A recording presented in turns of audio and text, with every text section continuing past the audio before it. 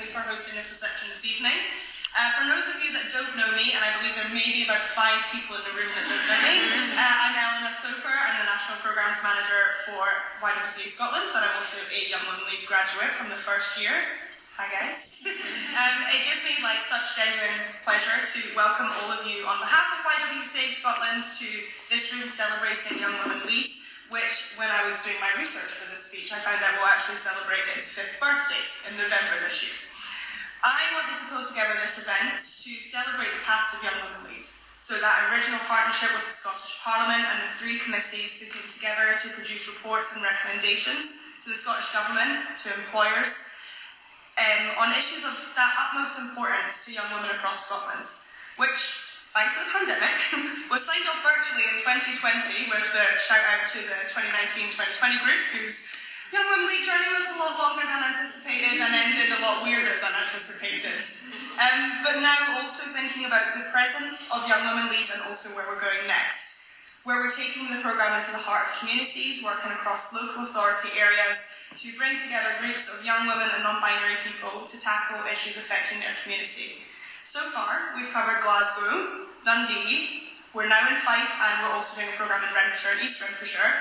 The plan next is to go to the Highlands and Aberdeen, and thanks to funding from the Scottish Government, the Joseph Rowntree Charitable Trust and the Esme Fairbairn Foundation, we're able to run another 6 programmes over the next 2 years. So for the members in the room, thank you for coming, but also I will be taking pictures about why your constituency should be next on the list to get this programme. Young Women Lead was designed to support political participation and engagement for those voices that are so frequently unheard. Over the past almost 5 years, participants have tackled subjects such as feminist town planning, sexual harassment in schools, participation in sport, and employment experiences of ethnic minority young women. Their research and campaigns have been presented and heard throughout Scotland and beyond, in medias and in those rooms where the decision and policymakers are. But it's not only the successes of those group projects that we're here to celebrate this evening. We're so proud of each and every of the 150 plus and counting young women and non-binary people who have taken part in Young Women Lead for their journeys. We've had graduates go on to take leadership positions in their workplaces and communities, become trustees, managers, directors, and, as Monica said, this year we also celebrated as our first graduate became a councillor when Holly Bruce came first in her ward. She was meant to be here to hear that, and was elected to Glasgow City Council. We've seen people find their voices and go on to become confident to make change in their own lives and also beyond. For me, my personal favourite success of this programme is not something that we can evaluate or measure or write up in some kind of funding report, although I'm sure we will try. And it's even difficult to try and give it proper weight in a speech. But for me, it's the connection between the participants. The majority of the participants don't know each other before they start the programme, but over the course of it, we witness the most incredible relationships growing. And it's those friendships that last beyond the programme that bring me the most joy to witness. And yes, I am stalking you all on Instagram for that joy. So the very last thing for me to do is to say just a massive thank you to everyone who helped create this programme, to develop it and to run it.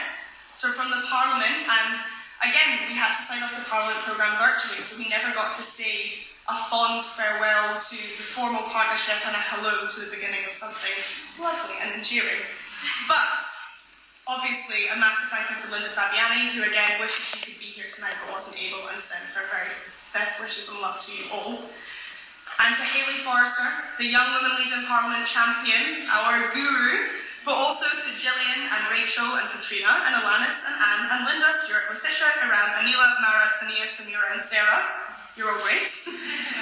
And as Brianna mentioned, it would be remiss not to mention the founders of Young Women Lead in Cara, Gemma and Tamiwa, to everyone who previously supported the programme, Patricia, Romana, Audrey, Beth and Sarah, and of course to my incredible current programmes team who are here and look pure embarrassed, of Laurie and Amanda over there filming, who have transformed the programme into what we see today. And obviously to all my colleagues at YWCA Scotland and our board members, and to all those other organisations who supported the programme who, trust me, you think that was a long list, this would be longer. It is a genuine privilege to have run this programme since 2019, and I can't wait to see the heights that it's going to go to over the next 5 years, the next 5 after that, and onwards.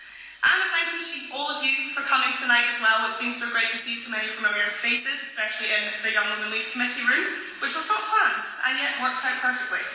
I have to change the end of this, but because of the timing, but I hope you enjoyed the food and the wine. I don't think there's much food left, I think there might still be wine left.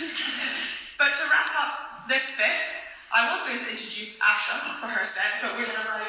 We're allowed. We've had the nod. So, Asha, we have now got two amazing musical performances for you. So we have Asha sing, which I'll let introduce herself, and when Asha's done her set, we have Iona 5. So I hope that you're able to stay with us. And thank you again for coming.